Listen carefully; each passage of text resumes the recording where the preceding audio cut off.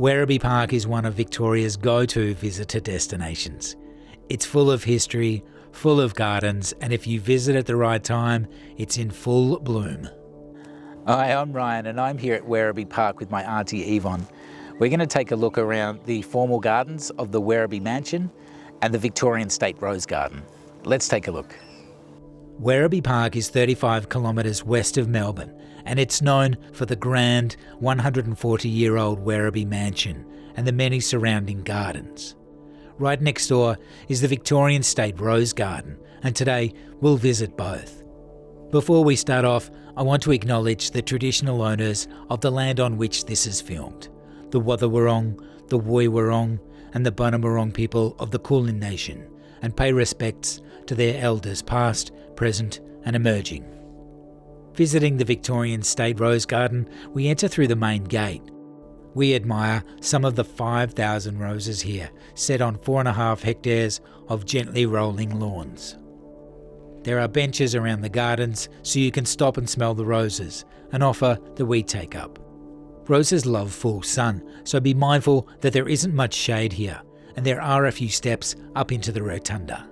And don't forget, roses have thorns, so take care when leaning in to get that famous rose scent. The smaller paths here are about 1 metre wide, and the bigger ones easily fit 2 people side by side. We're enjoying the results of years of cooperation between Parks Victoria and the Victorian State Rose Garden Volunteer Group. Together, they plan and manage this award-winning garden, celebrating roses of almost endless varieties. Next, we head across to the grounds of the famous Werribee Mansion. Walking through the main gates, we're met with wide paths and huge established trees. It's a beautiful welcome to this grand setting.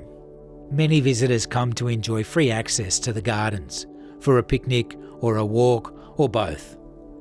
The Italianate-style mansion is revealed in all its glory, and it's quite a sight.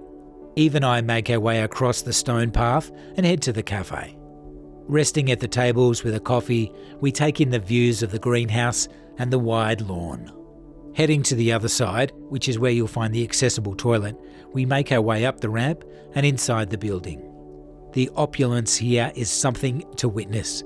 While there isn't a lift to upstairs rooms, it's worth a look at those downstairs. You certainly get an appreciation for the period, and it's easy to imagine in the late 1800s a dinner party or a gala ball. Back out to the formal gardens, we take the path that leads towards the lake and the grotto. Here the surface is flat, it's level and wide, and a lakeside bench invites us to take a rest. This path curves around to the foot of the Great Lawn and to a dramatic view of the Grand Manor.